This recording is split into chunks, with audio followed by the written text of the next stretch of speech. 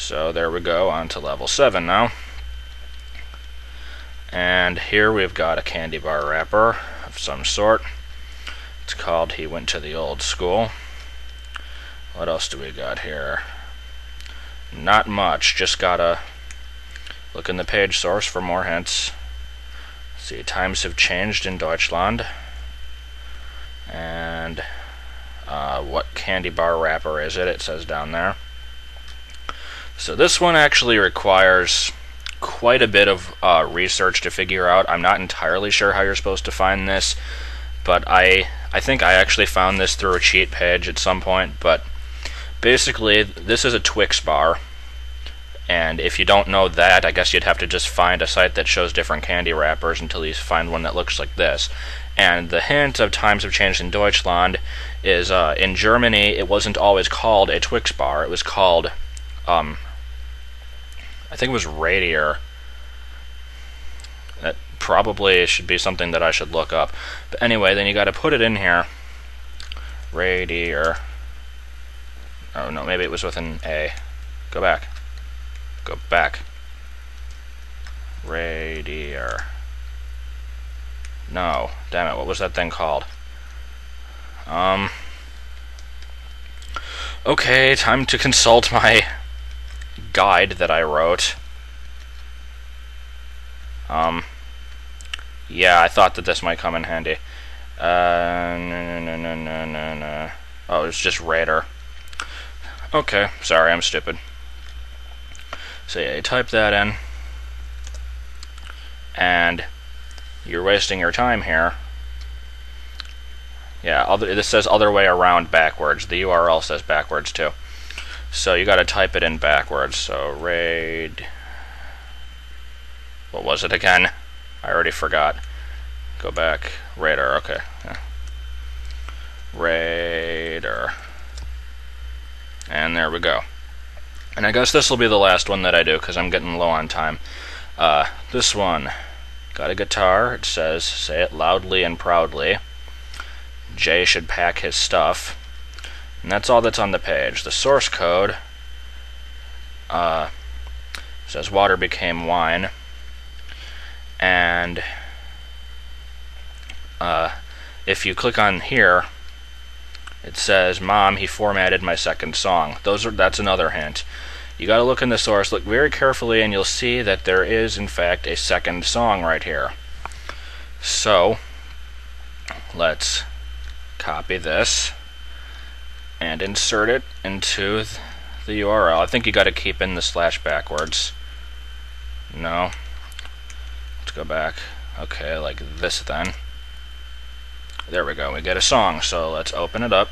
Okay, ignoring that, let's do it again. This time save the song. I should have done that in the first place, I don't know why I didn't. Okay, and then go all the way back into my documents. Downloads. Here it is. And if you try to play it, it says that there's a problem, because this actually is not an MP3 file. Media player, you can close any day now. Here's the hint. Say it loudly and proudly. Jay should pack his stuff. J-pack, J-pack, JPEG. It's supposed to sound like JPEG. Kind of a hard hint, I know. So you change it to a JPEG. And what do we get? This! Indeed. So let's type that in. Inverted level 10. And here we go to level 9. And this is where I'm going to stop. So, I'm sorry to the creator of Notpron that I have showed off the answers to some of these, but you do have a hints page that goes this far anyway. And if you are interested in logic puzzles like these, I hope that you will try it out yourself, because I have gone up to level, I think 31 is as far as I've gotten, and some of these are deviously hard, and it's actually a lot more fun if you have someone else to do it with, so I always try and find some people who will help me with the game. But if you got some time to kill, you like logic puzzles, check it out. Since that ended with a bit of awkward timing for splitting it into 2 segments, I decided to show something else that I found yesterday. It's a 4-dimensional maze, believe it or not. I'll start by just showing a 3-dimensional maze.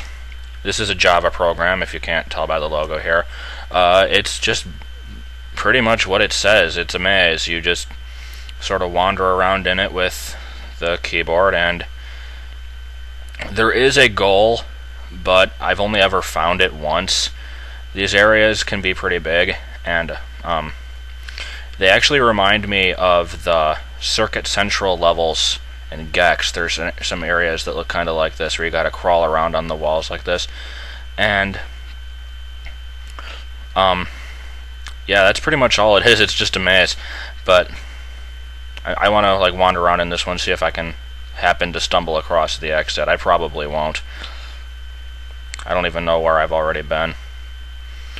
But yeah, this isn't where it gets interesting. The interesting part is the 4-dimensional mazes, because there's an entire website explaining how that works, and even the person who created this game doesn't fully understand it.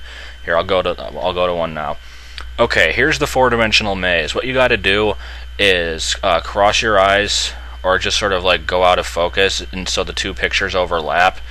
So then you just see one image, which will hopefully look somewhat 3-dimensional, and you wander through it like the other maze, but it's a little bit harder to tell what you're doing. Here it's not even... oh wait, I had my finger on the wrong button. Never mind. Yeah, here you can wander around. The difference here is that this has the addition of the 4th dimension to it. In addition to up, down, left, right, forward, and back, there are also the in and out directions, which basically do this. If you don't understand what just happened, you're not alone. Neither do I. I have no idea what in and out are in terms of directions, because they're not the same as forward and back, believe me. It sort of like collapses everything around you in a very strange way. And so basically you just wander through this. I'm not sure if there's any real way to solve these without just being lucky. But yeah, basically in 4 dimensions, instead of being in a cube which has 6 sides and each side is a flat surface, here you're inside an 8-sided object where each side is a cube. Like, try and wrap your brain around that one. It'll take a while. I still haven't gotten to do it, and like I said, the one who made this program still doesn't fully understand it either, because thinking 4-dimensionally is not meant for humans. If you feel like something to screw with your mind, this will be an interesting game for you, I suppose. If not, then I don't blame you, but I wanted to show it anyway.